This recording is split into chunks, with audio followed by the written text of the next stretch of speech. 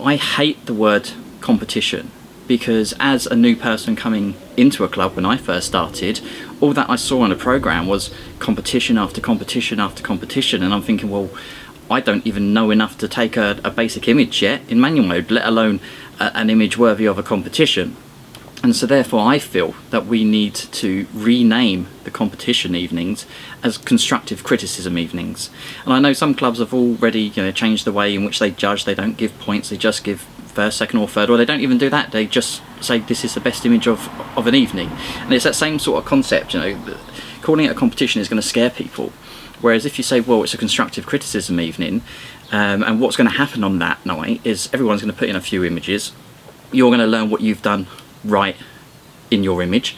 You're going to learn hopefully a bit about how you can improve that image. But not only that, you've got another 10, 15, 20 other members' images there, which you can learn what they've done right and what they've done wrong, and that will give you some inspiration as well. So that's why I feel it should be changed to constructive criticism evening.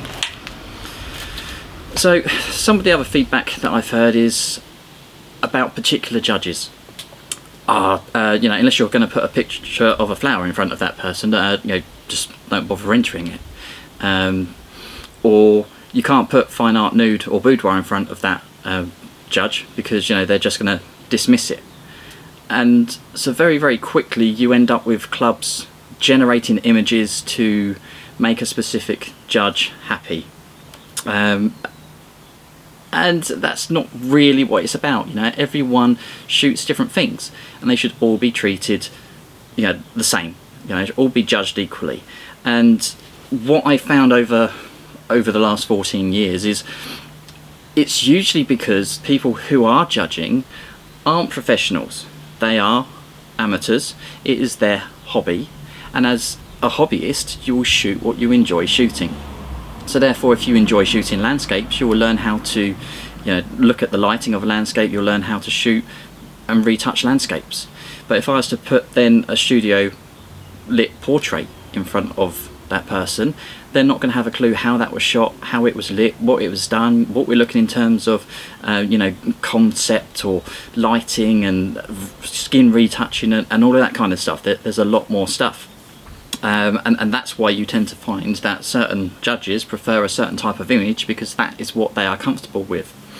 And that preference really is down to us not having the right kind of training in place. And this is something that I looked at a few years ago and tried to bring in. And the idea is that we get different specialists who specialise in certain things. So perhaps on a judging training day we'll have someone who's really, really good at landscapes, and they will point out the most common mistakes that you see in landscapes and how to correct them. And then someone else comes in, talks about baby portraits, what's the main things there that you need to look out for. Someone else can do studio portraits, someone else can do documentary, street, natural history, birds, insects, all these different things. So if we had just some basics of these are the common things for all of these different areas, even if it's not your area but you've done that little bit of training, you'll be able to look at a few different things and say, oh okay, had they done that most common thing that people do wrong?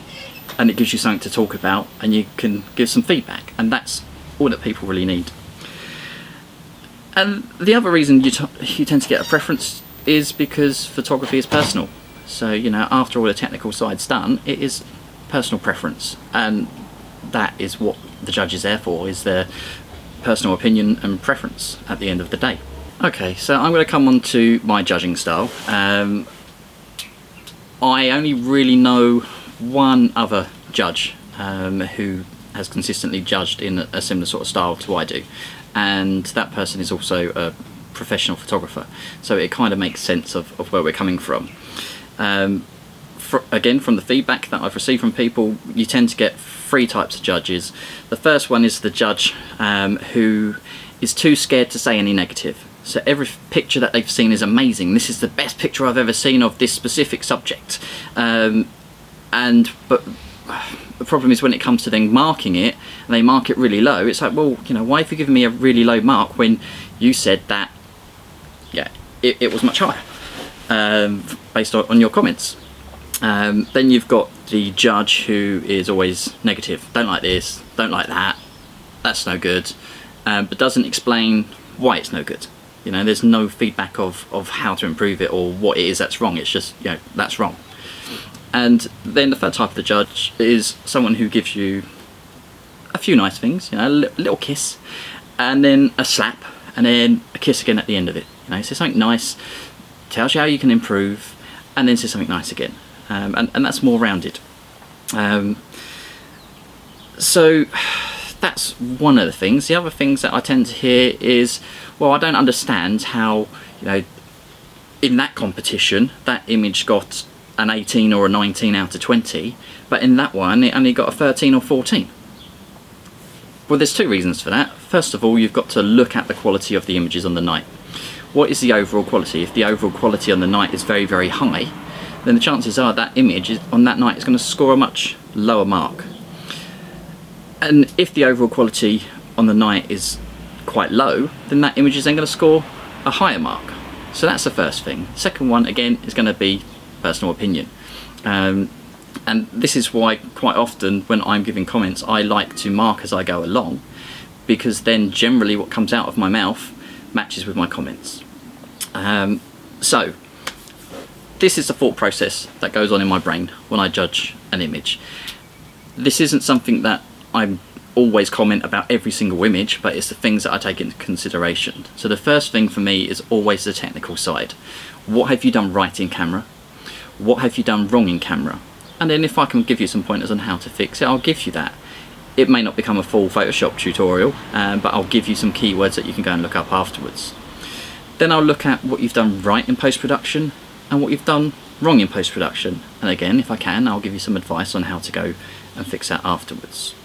Then the second thing that I look on to, we move on to the title of your image.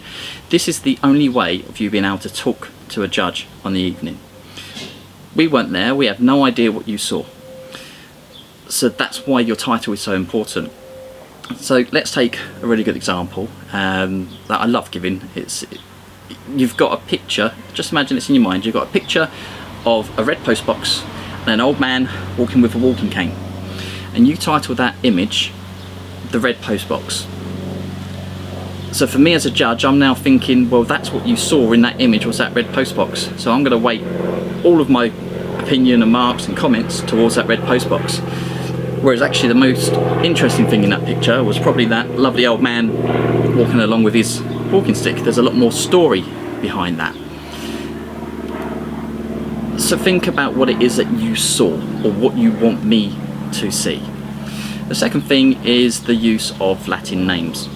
Now, in an open competition, that will mean the difference between me treating it as a pictorial type image or as a natural history type image. So if you give me a Latin name and the picture is some deer in a park, but they're standing behind each other, you might end up with a picture that looks like that deer has got 6 legs and 2 heads. The way that I see natural history is if I was God and I needed to recreate that creature, you know, by looking at your photograph, I want to see the right amount of limbs and the right amount of heads. All right, so therefore don't give it a Latin name, because I will treat it like natural history and that would be wrong.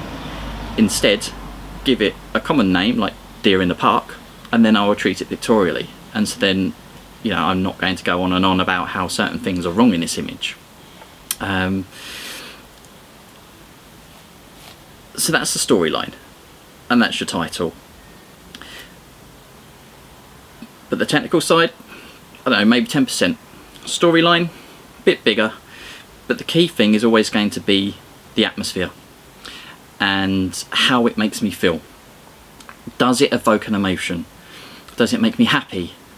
Does it make me sad? If a picture makes me happy or sad and evokes that emotion, then yeah, and helps to tell that story, then that image is stronger than an image that is technically perfect. That's not to say that the technically perfect images are correct. You know, that has been my job. I have to create technically perfect images to represent the products and brands that I've been shooting for.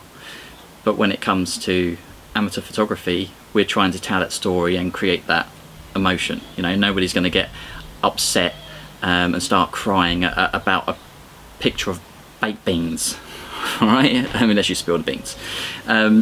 So that's what you've got to think about. So, you know, yes, an image may be technically perfect, but it doesn't make it strong. And you'll see this time and time again in very, very big competitions, that actually some of the pictures which are slightly more blurry tend to win them, because there's a lot more emotion involved.